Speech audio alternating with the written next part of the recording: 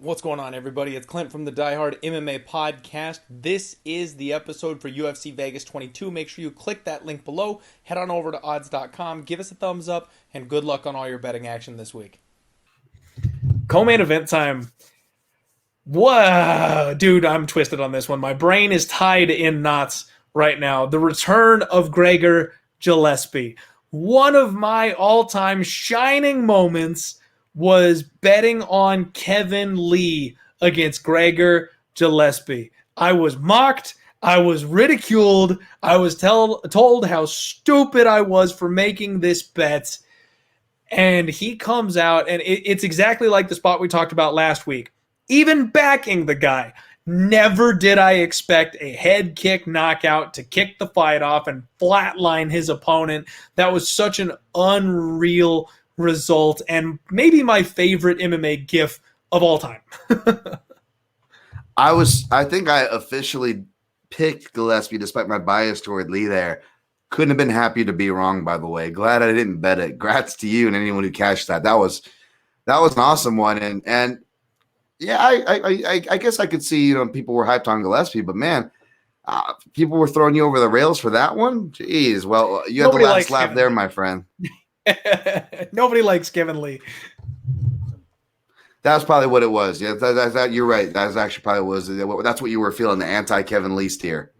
Yeah, because that was right around the point where everyone was calling him a busted prospect and nobody wanted to be on him and he was a fade material, and that was me going against the grain there a little bit. And I understand how hot and how good Gregor Gillespie is, but that was definitely the spot where everyone was counting Kevin Lee out completely. So yeah, it wasn't in hindsight, obviously things are a little bit different, but people did not like the pick at the time. Absolutely. This one is interesting. Basically, I don't know if I'm even leaning Gillespie. I agree that he's the favorite. However, he's almost already been bet up a whole dollar. I imagine that's going to go past $1 by the time fight time starts, which, I hate to use the value word, but it makes you start looking at the other side. And I actually had an inkling toward Riddell. Riddell, hi there. I was joking before this last UFC pay-per-view that he is the best fighter out of city kickboxing, and that opinion can actually age pretty well right now. And I've always been really high on him. He's not just a kickboxer. He's got really good counter wrestling. He's got a good get-up game, good underhook awareness, uses the cage well, excellent left hook, real strong and athletic. And when you look at Gregor's not very big of a guy. And when he has went against bigger guys, those are some of the fewer fights that he actually went the distance in. See Glyco Franco, who was a welterweight fighting at lightweight somehow. I don't know how that happened. But the point is that Gillespie, I think off the top of my head, without even looking, folks, I think he has been to the third round twice, or at least only been a decision twice. Whereas Riddell, you could say that, he doesn't have much of a, experience to, trump Gregor's per se, with him coming from kickboxing as far as MMA goes, but he is a guy, I got to go back and refresh myself, but I don't remember him. He was in hard fights that were deservedly tough, but I don't remember him uncharacteristically or unfairly, unfavorably gassing, unjustifiably gassing, where it's a problem. And if he is testing the get-up game and he doesn't get blown away by a submission right off the bat, then I feel like instead of Gregor kind of cooking his way to submissions in round 2 where his style leads, I feel like we could get a kind of a sketchy round 3. Now, you've played this angle and cast on it pretty big, I think, even though it came a bit sooner with Adolfo Vieira and Fluffy Hernandez, I believe. That was a big balls placer. But you look at that dynamic, right? And I feel like if you're looking for a path for Brad, I feel like that's it. I feel like he fights his way into this fight. As it goes on, you could say, oh, you want a guy to go at Gregor, a guy that's coming off a bad knockout loss that has ring rust. You want to pressure those guys, right? Which is what you ideally would have wanted to see maybe Bilal do against a guy like Edwards, right? You got to get on these guys. That being said, I don't think Riddell's going to do that. I don't think he's going to fight against type, and I don't think that's necessarily a bad thing. The small cage is a bad thing, which is another reason why, again, we're seeing money come in on Gregor. So Gregor, I have no issue with him being the favorite. But let's just say I'm going to look closely for some Riddell angles here. Man, you and I are syncing up a lot here on this card. Real quick, got to give a shout out to my guy Michael Lunday making the live show. What's up, buddy? Glad to see you back in here live, my man. It's been way too long. I was gonna give you a shout out at the end of the show. I hope you're well. I gotta tell you, dude, you just crushed that breakdown. The opening and having Gregor being the favorite, I get it. I'm fine with it. And he's a monster in the takedowns, man. He's very, very, like we say, Khabib-esque. We say it a lot, but that's what this guy does. You know, it's first, second, third, fourth takedown attempt, trip. You know, get in there and do this thing, and that's what he's good at. So I totally understand him being the favorite. There is no problem with that whatsoever. But he's just been flooded with money, buying him up so far. The knockout to Kevin Lee, that could be life-changing, man. That could be one of those knockouts that you just never recover from. The way he fell, some chins just don't come back from that. And especially going up against a real striker like the last man standing at City Kickboxing here. I don't know if you want to come in with a weak chin. And obviously, I wrote a whole article for this on odds, breaking this thing down. We're not going to know anything about this fight until it happens. You can be as confident as you want on either side that you want, but there are so many questions around both these guys in this spot. We have seen time and time and time again that the opponents of sorry, I'm totally blanking here. The opponents of Riddell, they've tried to take him down. Nobody wants this guy standing. Nobody wants a piece of this guy standing, and they try to take him down.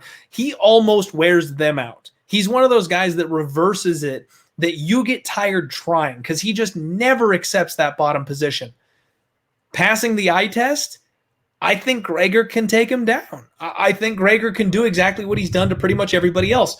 But I don't know what version of Gregor we're getting. He looks like he's in incredible shape.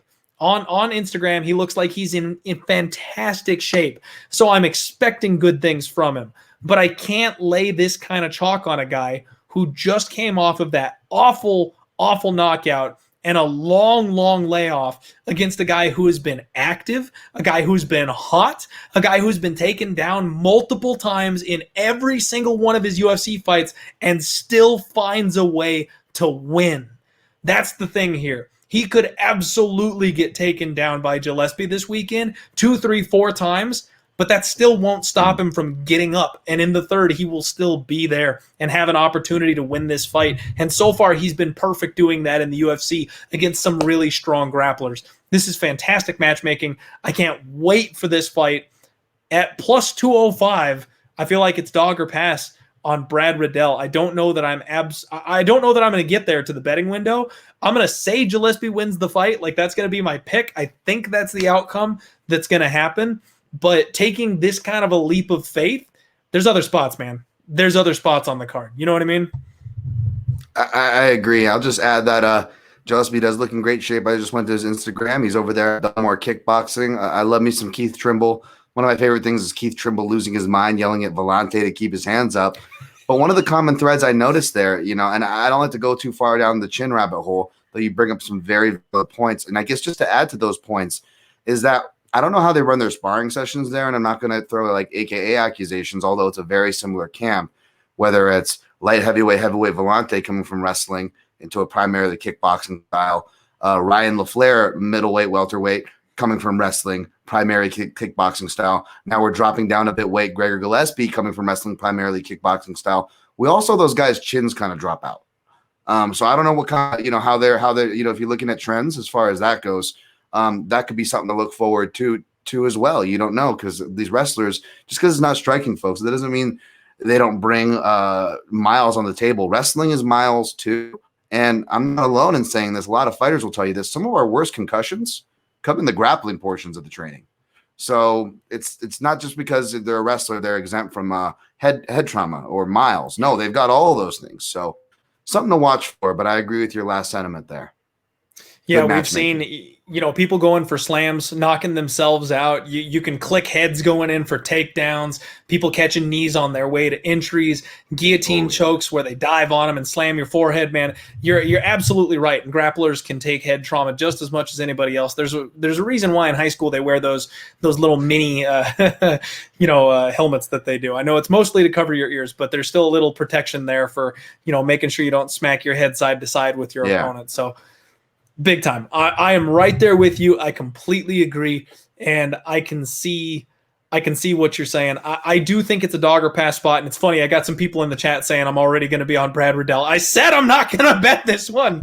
We'll see what happens by Saturday. You all know me way too well. We'll see what happens by Saturday. But I am going to do my damnedest to stay disciplined and pick some other spots on the card than this one. I will wish you luck, man. I'm going to cheer for you because I kind of don't want City Kickboxing to go down in flames. I want to see Brad Riddell come out and get a win after that last event. And I definitely want you to cash a ticket. Plus, I love the underdogs coming through. But I can't. Man, this is one of those spots that I almost feel like I have to take Brad Riddell because if he is who we think he is, how often are we going to get Brad Riddell at plus 200? He's been like even money or a favorite. He's never the dog, and he's never a big dog. Like, this is a rare spot where if you believe in this guy and you back this guy, it's a freebie. You know what I mean? It's a line that you're just never going to get on him, and especially if he manages to pull off the win, if he manages to beat Gregor on Saturday, he's going to be minus 500 the next time out. He could be. You could also put that logic on anybody that was able to grab Gregor at minus 150. Perhaps they're telling themselves the same thing if he wins, right? So, again, another reason why, to your previous point, this is just a great piece of matchmaking. Absolutely. That's a fun one. Maybe the best looking fight on the card. I can't wait to watch this one and see how it goes on Saturday.